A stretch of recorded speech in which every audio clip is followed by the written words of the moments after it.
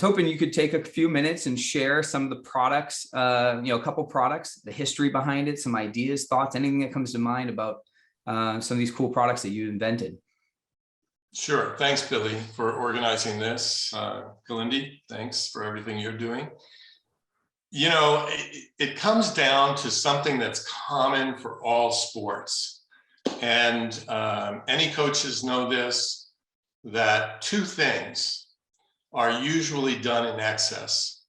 And those two things are thinking and speaking. And, you know, I've done this where I do a coach's workshop. And here we go.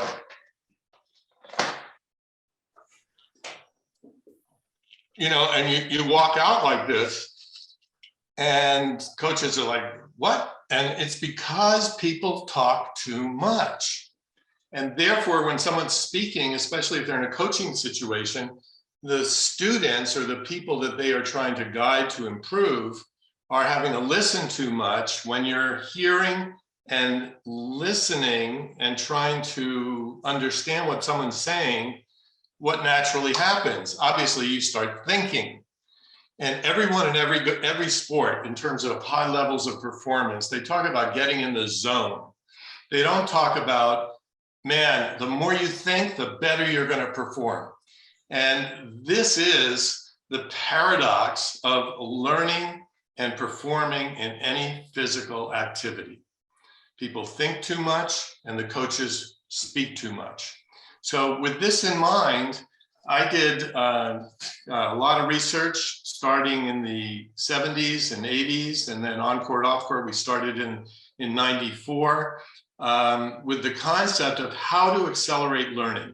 And I knew already it couldn't involve speaking, and it shouldn't involve thinking. So we wanted what are called guidance systems to more automatically, without the thinking and the speaking and the hearing and the computing, without those things, we wanted it to more automatically take place. And I coined that phrase automatic learning as part of this whole system. So as an example, you know, we did a clinical study, I think I've talked about this before, on court with people to discover whether or not they are primarily visual, auditory, or kinesthetic learners. Kinesthetic means through feeling. So here's one device that is, our result was that 98% of people are a combination of kinesthetic, feeling, physically feeling, and visual learners, as opposed to just auditory. So that's a huge percentage. So here's one example, for example, our volley arrow. It's a two-headed arrow. It's meant for improving your volley. Too many people, when they're volleying in tennis, they swing out, they follow through, they use their wrist like this. But what you want simply is a very short, compact racket motion. You don't want a big backswing because you don't need power, because the ball is coming in with more speed out of the air.